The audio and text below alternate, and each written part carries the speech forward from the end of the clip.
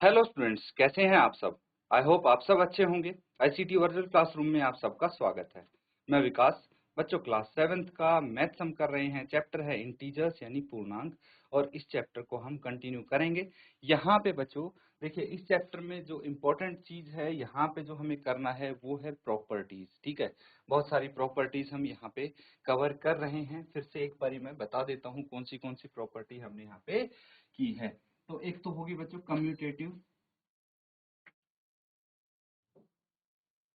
Commutative property. ठीक है, commutative property सबको पता लग गया क्या होती है। एसोसिएटिव प्रॉपर्टी भी हम कर चुके हैं।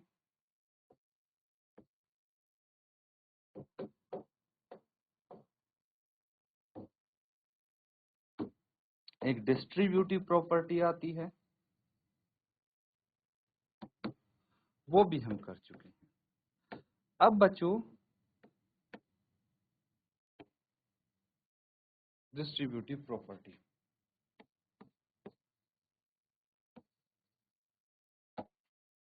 ठीक है, और एक क्लोजर प्रॉपर्टी।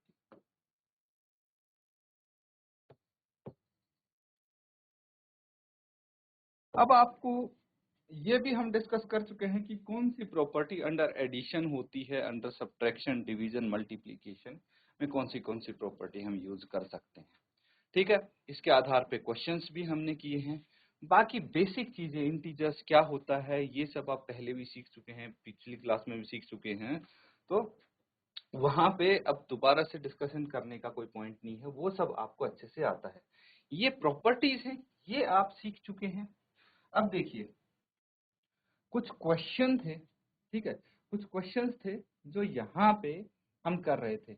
अब आपको याद दिलवाने के लिए देखिए, मैंने जो प्रीवियस क्वेश्चन है वो ओपन किए हैं। यहाँ पे क्या है, एसोसिएटिव प्रॉपर्टी यहाँ पे अप्लाई हो रही है, कैसे हो रही है वो आप देखेंगे।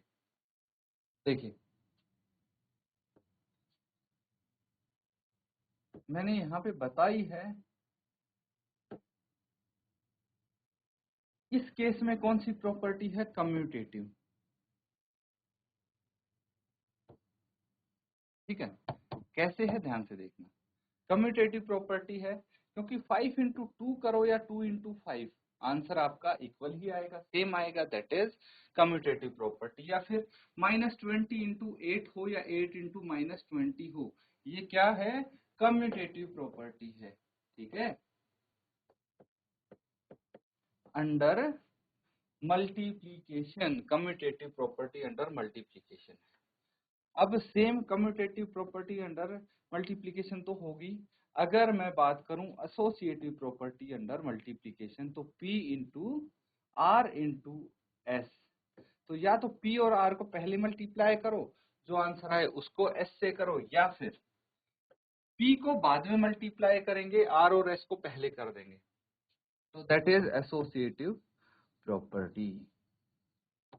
सिमिलरली 20 इंटू -7 इंटू -9 करो, या फिर 20 को बाद में मल्टीप्लाई करो, पहले -7 और -9 को कर लो, आंसर दोनों ही कंडीशन में सेम आएगा। ठीक है, यही चीज आपको यहाँ पे बताने की कोशिश की गई है।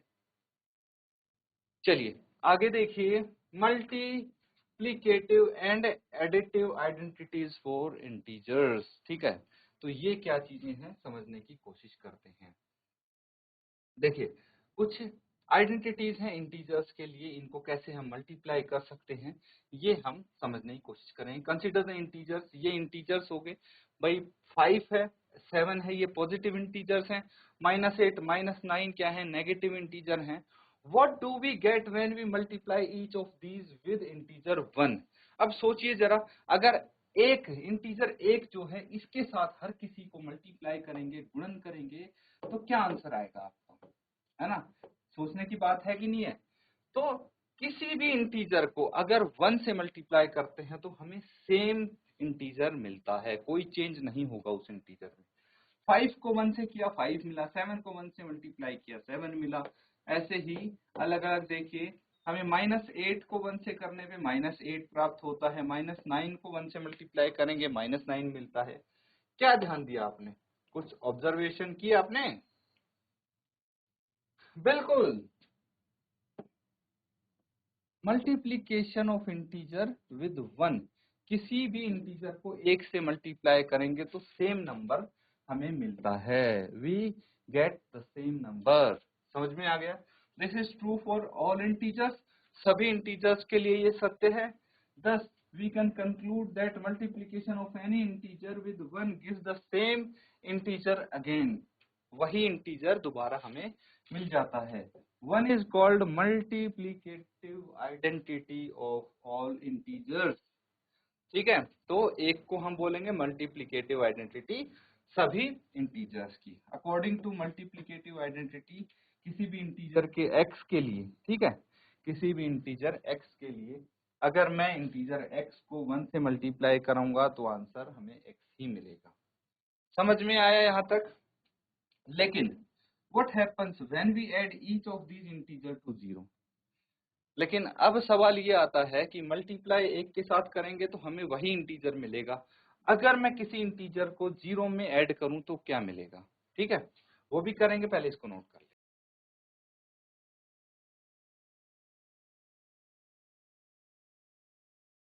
ठीक है बच्चों, चीजें समझ रहे हैं ना? कहीं भी कुछ डाउट लगे पूछ सकते हैं। चलिए अब एक और हम प्रॉपर्टी यहाँ पे देखेंगे। अगर मैं किसी भी इंटीजर को, ठीक है, किसी भी इंटीजर को क्या करूं, 0 में ऐड कर दूं तो क्या होगा? ऑब्जर्व करना ध्यान से। अगर मैंने 5 को 0 में ऐड किया 5 मिला, 7 को 0 से ऐड कर दिया 7 मिला, -8 में 0 ऐड किया या -9 में 0 ऐड किया तो क्या मिलेगा? अगर ध्यान से हम देखें तो वही इंटीजर हमें दोबारा मिल रहे हैं, ठीक है। We observe that the result of the sum of integer with 0 is same integer, वही इंटीजर एज अ रिजल्ट मिलेगा हमें। Property of integer is known as additive identity, इस प्रॉपर्टी को हम क्या बोलेंगे? Additive identity. समझ में आ रहा है? जस्ट लाइक मल्टीप्लीकेटिव आइडेंटिटी, जैसे अभी मल्टीप्लीकेटिव आइडेंटिटी की थी हमने, वैसे ही एडिटिव आइडेंटिटी होती है ना? तो this is valid for integer, मतलब दस 0 is called the additive identity of integer, ये ध्यान रखना है। 0 क्या है? Additive identity of all integers. According to additive identity of integers, for any integer x, अगर मैं x में 0 जोड़ूंगा तो हमें आंसर में x ही मिलेगा, विदाउट एनी चेंज वही इंटीजर प्राप्त हो जाएगा। समझ में आ रहा है? ये चीज आपको क्लियर हो जानी चाहिए, नोट कर लेंगे इसको।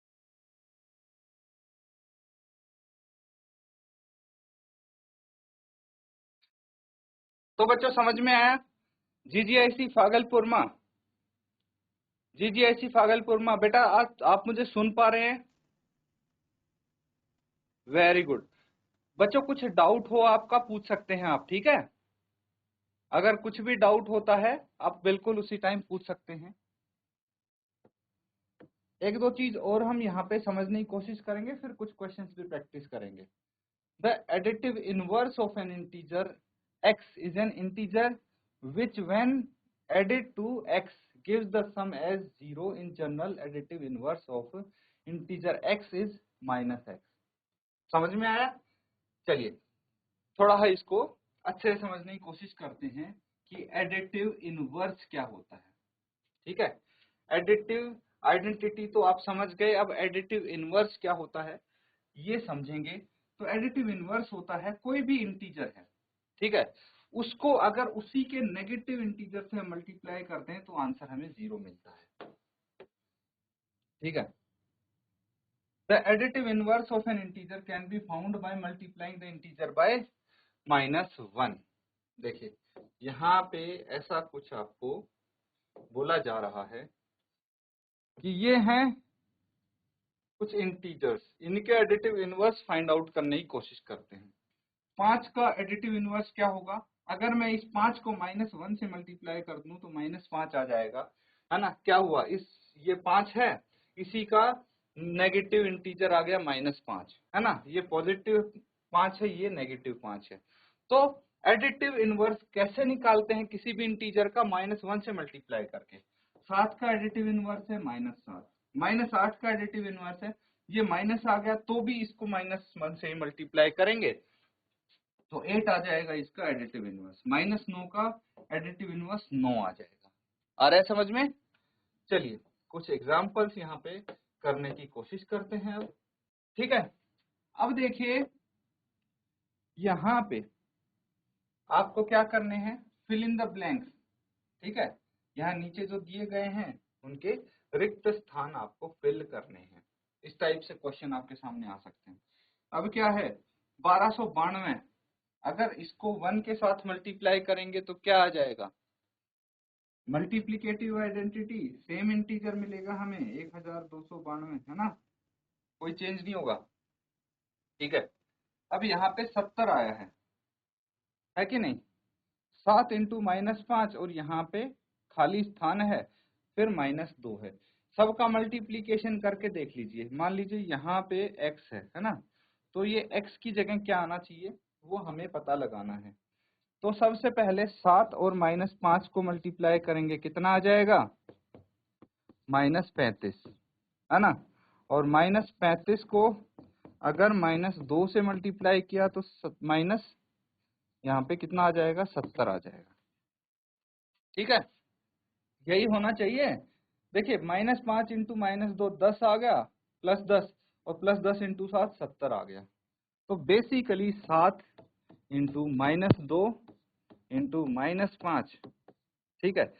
अगर खाली इनका मल्टीप्लीकेशन करेंगे तो ये तो 10 हो गया, -2 इंटू -5, दो नेगेटिव इंटीजर को मल्टीप्लाई करेंगे एक पॉजिटिव इंटीजर मिलेगा, 10 इंटू 7 70 आ गया। यही है, ये मैंने यहाँ पे लिखा है। अब देखना, अगर मैं 70 के साथ किसकी मल्टीप्लाई करूं, इस 70 को किससे मल्टीप्लाई करना पड़ेगा कि हमारा आंसर -70 आ जाए, है ना। जैसे देखिए 5 को मैं किस चीज के साथ मल्टीप्लाई कर रहा हूं कि -5 आ जाए। ये एडिटिव इनवर्स प्रॉपर्टी है बच्चों आपकी, तो -1 के साथ मुझे मल्टीप्लाई करना पड़ेगा। तो यहाँ पे अगर आपका -1 होगा, है ना, यहाँ पे अगर -1 हुआ तो हमें आंसर में -70 मिल सकता है। आ रहा है समझ में? इसको नोट करेंगे।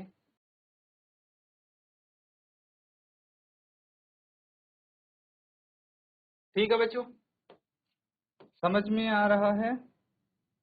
अब देखिए क्या बोला गया है इस क्वेश्चन में। दूसरा क्वेश्चन है, determine the integer whose product with -1 is 25। ये भी काफी सरल क्वेश्चन है।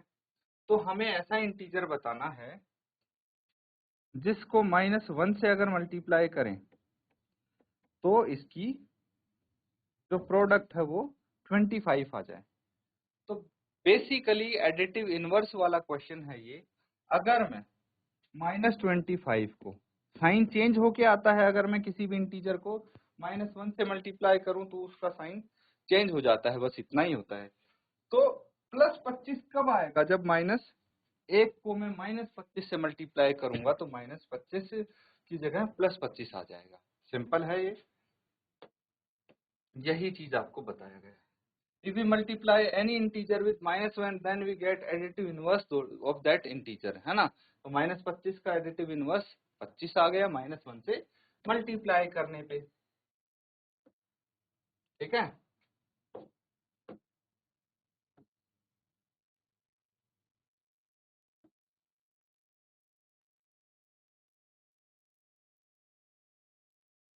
चलिए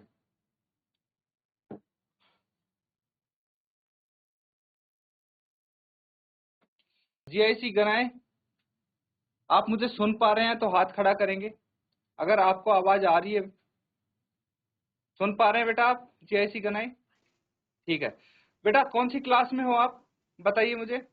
क्लास 6। Class 6, very good. तो बेटा ये आपकी क्लास 7th है, ठीक है। कक्षा 7 का यहाँ पे चल रहा है सिलेबस, जो भी चल रहा है। फर्स्ट चैप्टर हम कर रहे हैं, ठीक है। तो क्लास 6 में भी आपके इंटीजर्स होगा, लेकिन प्रॉपर्टीज आपको क्लास 7 में पढ़ने को मिलेंगी, क्लास 6 में बेसिक क्वेश्चंस आपको मिलेंगे इंटीजर्स के, ठीक है। तो यहाँ पे अगले साल ये आपको देखने को मिलेंगी चीजें। अब क्या है, using properties of integers to facilitate multiplication. तो अगर हम इंटीजर्स की को यूज करें, मतलब इंटीजर की जो प्रॉपर्टीज हैं उनको यूज करके मल्टीप्लीकेशन को आसान कैसे बनाते हैं, ये यहाँ पे बताने की कोशिश की गई है। Properties of number such as associative, ठीक है, एसोसिएटिव या डिस्ट्रीब्यूटिव प्रॉपर्टी हमारी काफी मदद करती है कैलकुलेशन को आसान बनाने के लिए। एग्जाम्पल देखिए, यहाँ पे आपके सामने ये हैं दो इंटीजर्स, ठीक है। तो अगर हम इसमें प्रॉपर्टी इस्तेमाल करें, देखिए फर्स्ट इंटीजर है, जैसे फर्स्ट इंटीजर है 18 इंटू 53, दो इंटीजर्स को मल्टीप्लाई किया है हमने। अगर यहाँ पे हम डिस्ट्रीब्यूटिव प्रॉपर्टी का यूज करते हैं तो काफी इजी हो जाएगा। पहले मैं वैसे बता देता हूँ, देखिए अगर हम प्रॉपर्टी का यूज नहीं करते तो क्या करना है, 18 का टेबल आता है तो आप 18 को 53 से मल्टीप्लाई करोगे, अदरवाइज 8 को 3 से, 8 या 24, 2 कैरी, 8 इंटू 5 40, 40 और 2 42, फिर 53, 4, 3 2 5, 5 4 9, 954 आपका आंसर आया, ठीक है। तो ऐसे करना पड़ेगा आपको स्टैंडर्ड मेथड से। लेकिन अगर हम प्रॉपर्टी का इस्तेमाल करते हैं तो क्या कर सकते हैं हम, 18 इंटू 53 था, मैं 53 को 50 प्लस 3 लिख सकता हूँ, 50 में 3 ऐड करेंगे वापस से 53 आ जाएगा, तो मैंने बस इसको एक्सपेंड करके लिखा है। उसके बाद यहाँ पे है हमारी डिस्ट्रीब्यूटिव प्रॉपर्टी लगेगी। डिस्ट्रीब्यूटिव प्रॉपर्टी मतलब 18 एक बार इसके साथ एक बार इसके साथ मल्टीप्लाई हो, ठीक है। मल्टीप्लाई किया तो 18 इंटू 50 और 18 इंटू 3 आ गया। अब 18 इंटू 50 है तो जीरो तो लास्ट में हम लगा ही लेंगे, खाली 18 को आपको 5 से मल्टीप्लाई करना है। 18 इंटू 5 कितना होता है, 90 होता है, तो 900 यहाँ पे आ गया। 18 इंटू 3 54 होता है, तो 954 डायरेक्ट बिना आप लिखे आंसर निकाल सकते हैं, बिना ऐसी कैलकुलेशन के। नोट करेंगे इसको।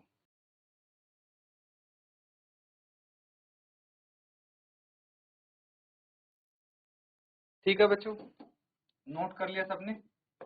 देखिए सिमिलरली हमारे पास दूसरा क्वेश्चन है ना, ये इसको कैसे करेंगे। अब डिस्ट्रीब्यूटिव प्रॉपर्टी अगर हम यूज कर लेंगे, मल्टीप्लिकेशन आसान बनाना है, या तो आप 95 को 12 से मल्टीप्लाई करो, भाई पहले 2 से करो फिर 1 से करो, और फिर जैसे अभी हमने स्टैंडर्ड प्रोसीजर अपनाया था, या फिर देखिए बहुत आसान इसको बना सकते हैं हम, 12 इंटू 95 है, तो अगर मैं इसको लिखूं 95 को 100 माइनस 5, ठीक है, और 100 माइनस 5 कितना होता है, 95 होता है। अब मैं डिस्ट्रीब्यूटिव प्रॉपर्टी का यूज करके 12 इंटू 100 माइनस 12 इंटू 5 लिख सकता हूं। 12 इंटू 100 होता है 1200, 12 इंटू 5 होता है 60, है ना। अब हमारा कैलकुलेशन काफी सिंपल हो गया। अब 1200 में से हमें 60 माइनस करना है, तो कितना आ जाएगा, 1140। डायरेक्ट आंसर आपका आ जाएगा, है कि नहीं। अब ये क्वेश्चन है एक, इसको सॉल्व करके देखना।